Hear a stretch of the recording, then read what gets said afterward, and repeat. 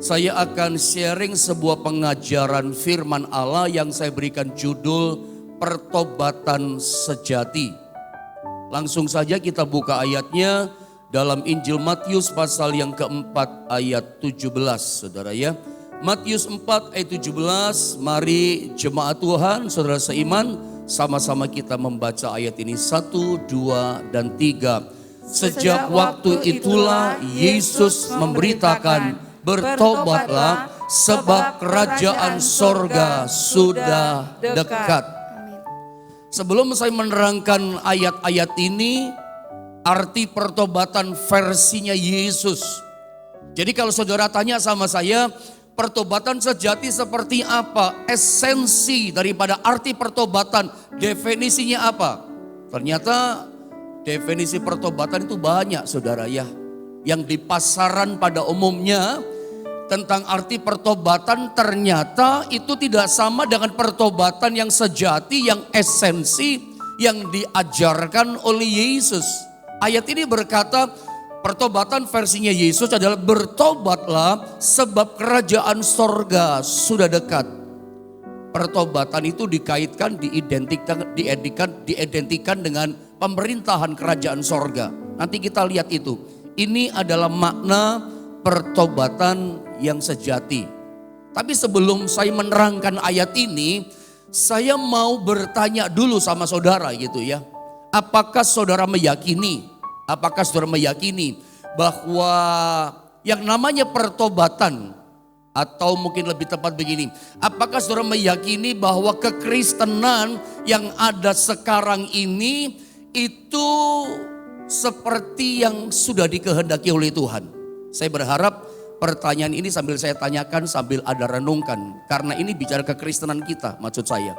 Apakah saudara meyakini, mempercayai bahwa kekristenan yang ada sekarang ini itu adalah kekristenan yang dikehendaki oleh Tuhan, yang dirindukan sama Tuhan?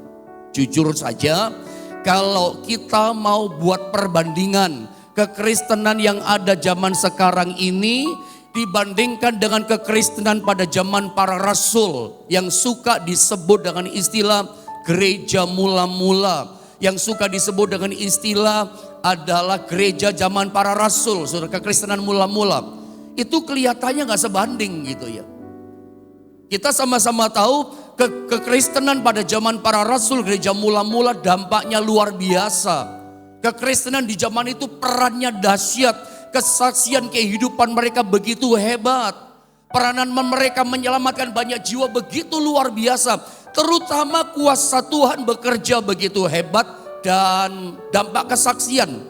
Kesaksian kehidupan kekristenan zaman para rasul, kalau kita amati itu sangat luar biasa. Bandingkan dengan kekristenan pada zaman sekarang ini. Tetapi bagaimanapun juga, saya sangat mempercayai bahwa saya sangat meyakini bahwa gereja Tuhan sekarang ini harus kembali kepada dasar seperti gereja mula-mula. Kita sama-sama tahu ketika kita bicara tentang yang namanya dasar, sebuah bangunan itu, kehebatan sebuah bangunan, ketangguhannya, kekokohannya, kemegahan sebuah bangunan itu tentunya ditentukan oleh dasar. Dasar bangunannya bagaimana, itu menentukan megahnya, apalagi kokohnya bangunan yang dibangun di atasnya. Semuanya itu ditentukan oleh dasar. Saya mau kembali, begitu juga dengan kekristenan zaman sekarang. Kalau mau kekristenan kembali seperti gereja mula-mula, punya peran yang hebat, punya kesaksian hidup yang luar biasa, kuasa Tuhan bekerja dengan maksimal. Tidak ada cara lain menurut saya. Kekristenan zaman sekarang harus kembali kepada dasar. Dasar itu apa sih? Kita sama-sama tahu. Ketika kita bicara dasar kekristenan, itu sebetulnya salah satunya bicara pertobatan. Di gereja-gereja tertentu saya setuju sekali. Ada pelajaran tentang dasar-dasar kekristenan. Salah satu dasar kekristenan pelajaran pertama namanya adalah pertobatan. Gereja sekarang Kekristenan zaman sekarang harus kembali kepada dasar, kembali kepada pertobatan. Makanya pagi ini kita mau bahas, pagi ini kita mau belajar bicara tentang yang namanya dasar pertobatan. Apa sih dasar pertobatan yang esensi? Pertobatan yang sejati seperti apa? Intisari dari pertobatan itu bagaimana sih? Ya, coba saudara, saya mau tunjukkan gambar ini dulu sebelum saya terangkan Matius pasal yang keempat ayat 17. Menurut saudara jemaat Tuhan, apa sih ukuran pertobatan dari seseorang? Saya percaya kata pertobatan itu kata yang familiar di telinga kita. Bagi kita orang Kristen kata pertobatan akrab kan. Tapi jangan sampai begini ya, justru kita makin lama hidup dalam Tuhan, makin lama kita jadi orang Kristen, jangan sampai kata pertobatan jadi asing bagi kita. Jujur itu yang terjadi, itu realita yang ada. Makin lama jadi Kristen, makin lupa kata pertobatan, makin jauh kata pertobatan, makin asing kata pertobatan. Maafkan saya, ini juga berlaku buat kita, kami hamba-hamba Tuhan. Jangan sampai merasa udah jadi hamba Tuhan, merasa maaf ya puluhan tahun melayani Tuhan, lalu asing dengan kata pertobatan, merasa udah benar saja di hadapan Tuhan. Pertobatan itu berlaku bukan hanya bagi orang Kristen yang baru. Oh, bertobat bagi orang Kristen yang baru, bagi yang lama juga kita harus hidup selalu dalam pertobatan. Kalau enggak kesasar nih hidup kita. Apa? Pertanyaannya, ukuran pertobatan seseorang. Kenapa kita berani berkata orang itu bertobat? Karena seringkali kan kita bisa ngomong kan kepada pendeta. Anda suka dengan berani mengambil kesimpulan berkata kepada orang lain, Pak, orang itu sudah bertobat. Apa kesimpulan saudara atau apa yang menjadi ukuran penilaian saudara? Parameter memandang seseorang itu sudah bertobat. Anda menilainya dari sudut pandang mana orang itu bertobat? Seringkali kita punya pandangan orang itu bertobat, kita berkata begini. Karena kita berani ngomong bertobat kan. Karena orang itu udah berhenti dari kebiasaan buruk lamanya. Dia udah gak ngerokok lagi Pak, kita sebut bertobat. Orang itu sudah tidak judi lagi Pak, kita sebut beri nama orang itu bertobat. Orang itu sudah gak pakai narkoba, orang itu sudah tidak minum mabuk lagi Pak. Maka dengan berani kita berkata orang itu sudah bertobat Pak. Itu kan penilaian kita, itu kan parameter kita pada umumnya. Arti pertobatan bagi kita adalah orang itu sudah berhenti dari kebiasaan buruknya. Ya, atau ada barangkali yang kedua ya. Seringkali kita mengukur pertobatan, tapi saya mau tunjukkan dulu sama saudara, lihat gambar ini. Kalau kita berpikir menilai parameter kita, orang yang bertobat itu adalah orang yang berhenti dari kebiasaan buruk yang dia lakukan. Udah gak ngerokok lagi, gak minum mabuk lagi, gak pakai narkoba, gak judi mabuk, gak zina lagi, gak nyeleweng lagi. Itu semua kan kebiasaan buruk. Lalu kita berkata dia bertobat Pak. Dengan alasan ukurannya adalah dia berhenti dari kebiasaan buruk. Sekarang saudara lihat gambar ini. Bagaimana menurut pandangan saudara dengan pertanyaan ini? Apakah benar berhentinya seseorang melakukan kebiasaan buruk dan dosa? Zina itu kan dosa kan saudara ya. Nyeleweng itu kan dosa. Bukan sekedar kebiasaan buruk ya. Itu adalah parameter dari pertobatan.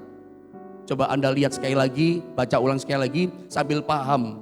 Supaya ngerti esensi intisari, oh bertobat menurut Tuhan tuh kayak gini. Apakah benar menurut saudara berhentinya seseorang melakukan kebiasaan buruk dan dosa, itu adalah parameter dari pertobatan. Coba lihat gambar-gambar itu.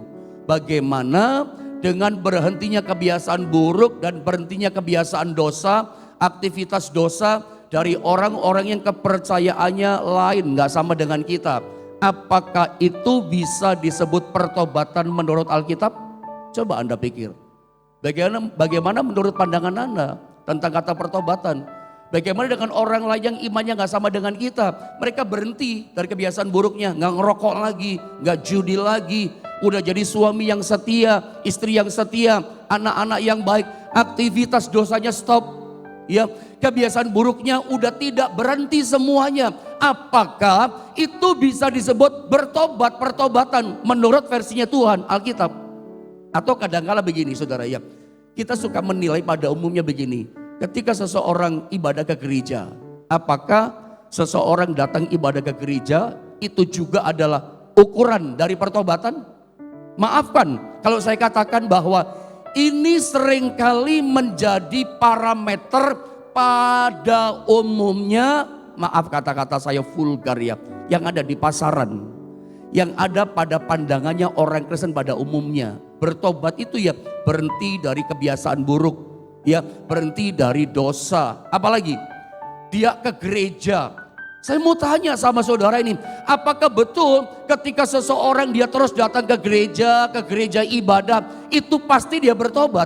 Apakah kita menilai seperti itu? Belum tentu loh orang ke gereja itu bertobat hidupnya. Ya, coba saya mau tunjukkan ini. Bertobat yang bagaimana? Ketika merenungkan ini saya ingat ayat ini, Matius 3:8. Coba sama-sama kita baca dulu deh ayat ini ya. Matius 3 ayat 8, 2, 3. Jadi hasilkanlah buah yang sesuai dengan pertobatan. Ada yang namanya buah pertobatan. Orang Kristen harusnya memang menghasilkan buah pertobatan. Saudara, seseorang yang berhenti dari kebiasaan buruk, tadinya ngerokok jadi nggak ngerokok, tadinya mabuk berhenti mabuknya, tadinya judi semua berhenti, bahkan tindakan aktivitas dosa dia juga stop. Ya, jadi suami yang baik, suami yang setia, nggak nyeleweng lagi, nggak main perempuan lagi. Ya, itu adalah buah pertobatan. Yang saya sedang sampaikan sama saudara di sini bukan berarti saya sedang mengecilkan, meremehkan atau berkata, Bapak Ibu Saudara, buah pertobatan tidak penting, enggak loh. Buah pertobatan itu penting dalam hidup kekristenan kita. Tetapi bukan ini sebetulnya esensi atau yang disebut dengan pertobatan sejati. Ya, sudah bagus orang Kristen keluar buah pertobatan. Coba saya mau tunjukkan versi dalam bahasa Indonesia sehari-hari. Alkitab dalam terjemahan BIS bahasa Indonesia sehari-hari dikatakan, tunjukkanlah dengan perbuatanmu bahwa kamu sudah bertobat dari dosa-dosamu. Tunjukkan. Lewat apa? Jadi perbuatan, jadi orang Kristen gak lama setelah jadi Kristen, gak lama dia menghasilkan ini, namanya buah pertobatan. Dia bisa tunjukkan gitu loh. Tapi kita bicara beda loh saudara ya. Yang kita bicara itu esensi intisari daripada pertobatan sejati. Saudara harus bisa bedakan buah pertobatan dengan pertobatan sejati. Itu beda. Berhenti ngerokok, ya jadi suami yang baik, apalagi gak mabuk, itu buah pertobatan. Saya gak katakan gak penting, itu sangat penting. Tapi saya ingin Anda harus bisa bedakan, buah pertobatan harus keluar, kalau gak keluar bagaimana? Tapi tetap saya mau berkata bukan itu inti pertobatan sejati. Tentu Anda penasaran, kalau gitu pendeta, pertobatan yang sejati itu kayak apa? Mari saya tunjukkan ayat ini, kembali ke ayat tadi ya, Matius 4 ayat 17. Ini esensinya, ini aslinya intisari daripada pertobatan yang sejati itu kayak ini. Kalau saya mengajar jemaat tentang pertobatan sejati, selalu saya kasih gambar ini. Inilah intisari pertobatan sejati. Kita baca dulu ayatnya, baru kembali kepada gambar ini, saudara. Baca ayat, kembali pada gambar. Sama-sama kita baca ulang sekali lagi. Matius 4 ayat 17. 2, 3. Sejak waktu itulah Yesus memberitakan, bertobatlah sebab kerajaan sorga sudah dekat. Perhatikan, ketika Tuhan Yesus mengajarkan tentang yang namanya pertobatan, bertobat, apa yang Yesus ajarkan? Perhatikan, bertobatlah, kata Yesus, sebab kerajaan sorga sudah dekat. Yesus tidak berkata, bertobatlah kamu dari kebiasaan-kebiasaan burukmu. Enggak loh, enggak ada. Bertobatlah kamu dari dosamu, bukan itu. Apa esensi intisari pertobatan sejati yang diajarkan oleh Yesus. Ini loh intisari pertobatan. Artinya bertobatlah sebab kata Tuhan kerajaan sorga sudah dekat. Jadi dengan kata lain Yesus ajar sama kita bahwa pertobatan itu diidentikan, dikaitkan dengan kerajaan sorga. Kerajaan sorga itu bicara Tuhan yang memerintah. Ada sebuah kerajaan dan rajanya adalah Yesus sendiri. Rajanya adalah Tuhan sendiri. Tuhan yang memerintah di kerajaan itu. Anda paham gak? Bertobat itu artinya adalah bergantinya pemerintahan dalam hidup kita. Siapa sekarang yang memerintah hidup kita? Siapa sekarang yang memimpin hidup kita? Ya, makanya kalau Anda lihat gambar tadi, jelas ya gambar ini ada orang yang hatinya gelap, ada hatinya terang. Hatinya gelap memang gak ada terang firman, gak ada terang Roh Kudus gitu ya. Gak ada penebusan salib Kristus. Hatinya gelap yang ada setan dengan macam-macam binatang kenajisan, kejahatan. Orang kalau gak bertobat kan kayak begitu kan saudara ya. Wah cuman iblis kegelapan yang memerintah hatinya. Hidupnya diperintah oleh iblis, hidupnya dipimpin oleh iblis. Makanya gelap hidupnya, penuh kejahatan, penuh kenajisan. Tetapi pertobatan sejati hatinya terang. Di gambar itu ada penebusan darah Yesus, di gambar itu saudara ya, ada firman Allah, ada Roh Kudus. Sebetulnya artinya hati yang terang ini adalah Tuhan yang memerintah. Sebab bertobat itu artinya pergantian kepemimpinan, pemerintahan atas kehidupan seseorang. Yang memerintah hidupnya bukan setan lagi, tapi Tuhan yang memerintah. Kerajaan Allah yang memerintah, aturan-aturan kerajaan Allah yang menjadi perintah dalam kehidupannya. Itu yang dilakukannya, yang dibuat, yang dikerjakan. Dia tunduk pada tuntunan, perintah daripada Tuhan, daripada firman, daripada kerajaan Allah. Pergantian kepemimpinan. Makanya sebetulnya coba Anda lihat di ayat berikutnya, siapa yang memerintah hidupmu sekarang.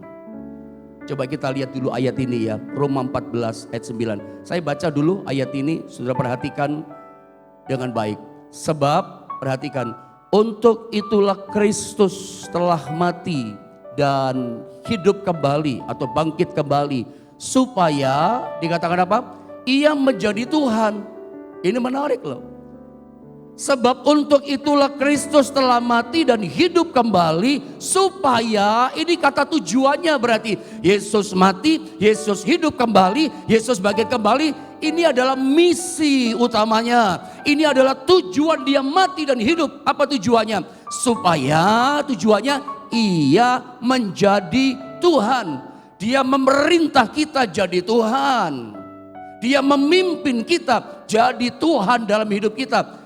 Seringkali pada umumnya pemahaman banyak orang Yesus mati, Yesus bangkit supaya kita masuk sorga. Iya, itu termasuk. Itu termasuk saudara ya. Tapi bagaimana coba kita bisa masuk sorga kalau Tuhan gak mimpin hidup kita? Coba pikir, renungkan bagaimana hidup kekristenan kita makin hari boleh makin segambar serupa dengan Yesus. Kalau bukan Yesus yang memimpin kita, bukan Yesus dan kerajaannya yang memerintah hati kita, nggak bisa. Makanya tadi saya sempat kaitkan, apakah orang yang kepercayaannya beda sama kita, yang berhenti dari kebiasaan buruk, berhenti dengan perbuatan apa itu aktivitas dosa, nggak zina lagi, nggak judi lagi, nggak fitnah lagi, itu kan dosa, dia berhenti. Apakah itu bisa diartikan sebagai pertobatan sejati? Ya kalau kita lihat ayat ini bukan dong. Karena pertobatan sejati adalah pergantian kepemimpinan yang memerintah. Bukan setan lagi, bukan diri kita lagi, tapi Yesus Tuhan, Raja kita yang memimpin hidup kita. Itu pertobatan sejati. Mau nurut sama Tuhan, bukan nurut sama kata setan. Makanya tidak heran. Menurut Anda mungkin nggak? Coba Anda lihat ini. Anda lihat ini, tidak dibutuhkan tindakan dosa. Pelan-pelan ya supaya Anda ngerti ya. Untuk membuat kita bisa berdosa. Coba lihat ayatnya Yakobus 4 ayat 17. Ayo saudara sama-sama deh kita membaca ayat ini. Yakobus 4 ayat 17, 1, 2, 3. Jadi jika seseorang tahu bagaimana ia harus berbuat baik, tetapi ia tidak melakukannya, ia berdosa. Menurut saudara, kira-kira mungkin nggak, bisa nggak seseorang itu sudah berhenti dari kebiasaan buruk, nggak judi lagi, nggak mabuk lagi, ya? Karena kadang-kadang gini loh saudara ya. Seseorang itu mungkin baik di mata istri. Oh, dia berubah di mata istrinya, dia berubah di mata suaminya. Udah nggak kegiatan nggak buruk lagi, nggak dosa lagi. Bertobat di mata anak-anaknya, berubah di mata sesama teman orang lain. Tapi di mata Tuhan, apakah betul kita bertobat? Itulah persoalannya. Karena pertobatan kita bukan di mata istri, bukan di mata suami, bukan di mata teman-teman rekan kita, orang tua kita, anak kita. Pertobatan sejati itu dinilainya di mata Tuhan. Tuhankah yang memerintah hidup kita? Makanya saya katakan, bisa nggak, mungkin nggak menurut saudara, seorang udah berhenti dari kebiasaan buruk, nggak ngerokok lagi, nggak zina lagi, udah bener hidupnya secara mata manusia. Oh baik Pak, dia bertobat, ke gereja dia Pak sekarang. Udah berhenti dari kebiasaan buruk. Bahkan dari yang namanya zina, dosa-dosa moralitas sudah stop. Tetapi mungkin nggak orang yang udah kayak begini nanti jatuh lagi, zina lagi, dosa lagi? Oh sangat mungkin. Kenapa? Masalah yang memerintah hatinya, yang memerintah memimpin hidupnya bukan Tuhan. Itu masalahnya. Makanya kita lihat seseorang, woi sudah baik, sudah luar biasa, jatuh lagi. Masalahnya di mana? Dia belum mengalami yang namanya pertobatan sejati. Maafkan saya, itu bisa terjadi pada siapa saja, termasuk kami hamba Tuhan. Kami bukan manusia super, kami bukan dewa, hamba Tuhan bisa jatuh. Persoalannya di mana? Karena memang semua kita harus mengalami yang namanya pertobatan yang sejati. Yang mimpin hidup kita harus Tuhan. Kalau enggak, jatuh lagi. Udah berhenti kebiasaan buruk kok. Namanya jadi pendeta hamba Tuhan kan pasti berhenti kan. Ada riwayat pertobatan. Masih bisa jatuh kah? Masih. Anda pun bisa jatuh jemaat. Semua orang bisa jatuh. Makanya perlu saya suarakan ini kepada saudara. Saya lepaskan pengajaran firman kepada saudara. Bagaimana ceritanya coba kita bisa masuk surga. Kita bisa serupa seperti Kristus. Kalau bukan Tuhan yang memerintah hidup kita. Kalau kerajaannya nggak ada dalam hidup kita. Saya dalam beberapa lama ini saya ngikutin pengajaran firman yang disampaikan oleh Pastor Didit dari Jember. Kami suka kontak, bahkan beberapa kali sharing firman. Beliau telepon saya telepon beliau gitu ya. Saya pikir seorang bapak rohani yang luar biasa. Walaupun umurnya mungkin ya 3 tahun 4 tahun di atas saya. Tapi kedalaman rohaninya luar biasa. Saya suka sharing, kadang di-sharingi. Ada satu sharing yang dia sampaikan begini, beliau sampaikan begini. Bahwa kalau kita hidup di dalam Tuhan, di dalam roh gitu ya. Kalau Tuhan itu kan roh gak kelihatan, ada paham ya? Ketika kita bicara Tuhan Yesus, Tuhan yang kita sembah sekarang ini. Tuhan yang kita sembah itu roh adanya gak kelihatan. Makanya kita harus hidup di dalam roh. Setiap orang Kristen, anak Tuhan yang hidup di dalam roh, dia itu hidup di alamnya Tuhan. Saya sangat diberkati dengan kata-kata hambanya ini. Itu mengobarkan roh saya. Bahwa setiap orang yang hidup di dalam roh, dia hidup di alamnya Tuhan. Di alamnya roh alam. Makanya hidupnya luar biasa kan. Gak ada cara lain saudara ya, untuk kita bisa serupa seperti Kristus. Ya kalau gak kita hidup dalam Tuhan, tunduk pada perintahnya, yang terjadi ya faktualnya jatuh lagi. Gak heran kesaksiannya orang jatuh bangun. Sebetulnya letaknya di mana? Letak pada intisari daripada pertobatan sejati. Jadi sebetulnya menurut saya pengajaran pertobatan sejati itu harus terus disuarakan. Untuk apa? Membangun iman kita, membangun percaya kita. Jangan-jangan kita sudah lost, kehilangan kata pertobatan.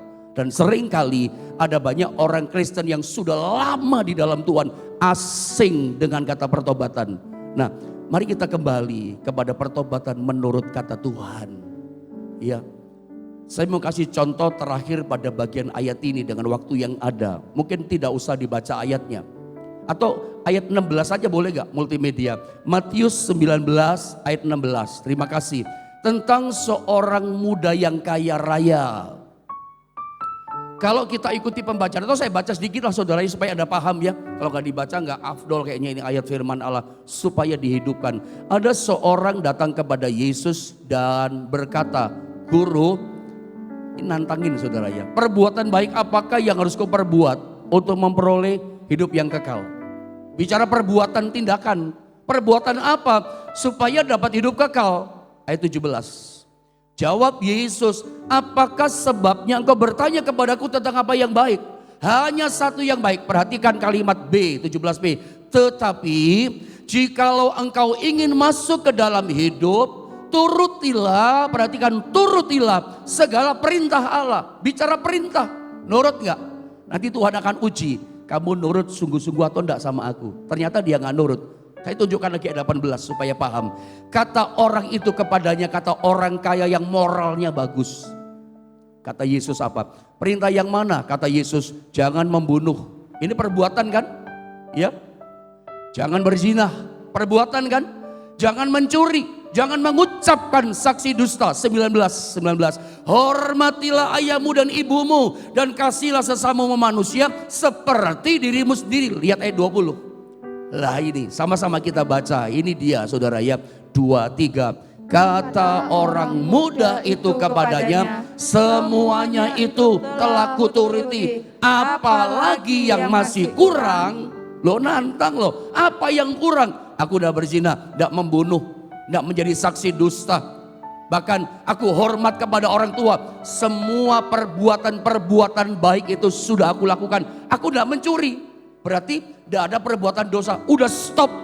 Sudah stop dari perbuatan dosa. Sudah berhenti dari perbuatan buruk. Hormat kok pada orang tuanya.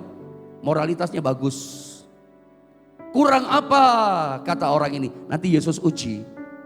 Nanti Yesus uji di ayat berikutnya. Yesus pengen tahu sebetulnya dalam tanda kutip. Yang perintah berikutnya ini adalah ujian Tuhan. Lu nurut perintah tidak? Sekarang jual hartamu. Bagikan sama orang miskin. Dia tidak nurut, langsung dia pergi. Makanya kita kembali, pertobatan sejati itu kayak apa? Yang mimpin hidup kita harus Tuhan, bukan hati kita, bukan daging kita, bukan setan juga apalagi dia. Pertobatan sejati adalah setiap perintahnya kita ikuti. Kita nggak ngelanggar perintahnya. Dan tidak ada cara lain saudara ya. Untuk kita bisa nurut perintah Tuhan, kita harus hidup di dalam Tuhan. Kita harus hidup di dalam roh. Karena orang yang hidup dalam Tuhan, dalam roh, dia hidup di alamnya Tuhan. Dan itu akan membuat hidup kita berbeda. Orang hidup dalam roh, kata Alkitab, daging ini mati. Hidup kudus itu sangat mungkin ketika kita hidup dalam roh. Itu pertobatan sejati. Yang mimpin diri kita bukan daging, bukan setan. Tapi Yesus yang memerintah hati kita. Doa saya saat ini, kerajaan Tuhan, Yesus memenuhi hati kita. Kita rela mau dituntun sama Tuhan. Maka satu kali kelak kita akan serupa segambar seperti Yesus.